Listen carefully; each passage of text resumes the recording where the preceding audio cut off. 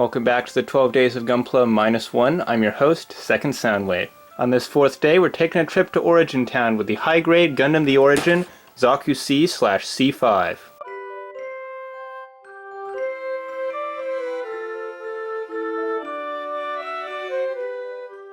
There's really not much I can say about this kit, so I'm going to keep it brief. For the most part, I'm going to be focusing on what makes this different from the Zaku 2 Char Custom. Well, for starters, it's 1800 yen instead of 1700 yen. It's very, very green, and it comes with a little bit of new stuff. Let's bust this open and see what we got.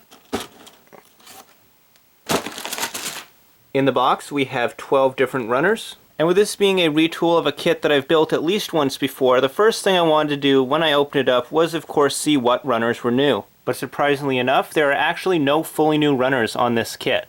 All the parts for the C and C5 forms are molded onto existing runners. The manual is kinda different. Apparently somebody at Bandai thought we needed smaller manuals for the Origin kits. Does it really matter? No. Am I going to mention it anyways? You bet. The manual may be smaller, but there's still a whole bunch of cool stuff to read on the back. Like this, and these, and that, and those, and this stuff, and that stuff. It's got stuff for days. The major feature of the Zaku 2 Type C/Type C5 is, as the name suggests, the fact that it can be built as two different kinds of Zaku. But because the Zaku 2 Type C is identical in every way to Char's Zaku 2, the best way I can showcase the differences between the two forms is to show you the two kits side by side. The differences between the two forms are primarily in the chest, backpack, and left forearm. In addition, you also get standard and commander type head options. In addition to the Type C parts, the weapons for this kit are almost entirely shared with the Char Zaku as well, so I will very, very quickly run through them. We have a long-range sniper rifle that looks very, very cool. He can hold this with his right trigger hand, and his open left hand is specifically designed to hold on to the underside of the barrel. He also has a bazooka. The bazooka has a movable front handle, a movable primary handle, a movable scope, and a detachable ammunition pack. You get 3 of these ammo packs, and if you want, you can also attach them onto the shoulder armor just like that.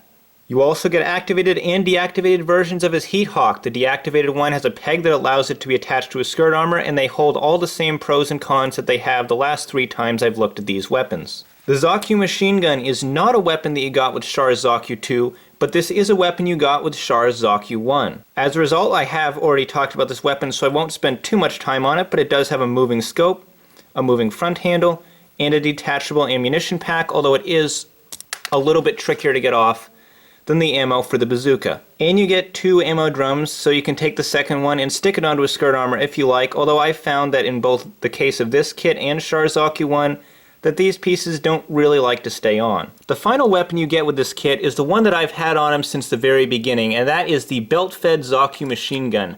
Now this too is not a new weapon. This was included with the Zaku 1S Char Custom. However, this is the first time I've talked about it on this channel, so I'm going to spend a little more time on it. The shape of the gun itself is very, very similar to the standard machine gun, only the drum magazine on the top has been removed. The ammunition drum has been replaced by a belt feed that extends back into an attachment that plugs onto the bottom of the C5 backpack. Do note that this attachment can only plug into the C5 backpack, so if you want to have the Zaku Type C with this weapon, you are unfortunately out of luck. And like the long rifle that was included with Char's Zaku and is also included in this kit by extension, it's a nice way to spice up the classic Zaku weapon loadout. And finally, to round out the accessories, you get 4 hands, a trigger finger hand with a bent wrist that is designed for holding the long sniper rifle but can be used to hold any of the weapons, an open left hand that, as I showed earlier, is designed to hold onto the long sniper rifle once again, but can be used for any kind of dynamic pose, and a pair of regular old holding hands for holding the Heat Hawk or any other weapons you might want to borrow from another kit.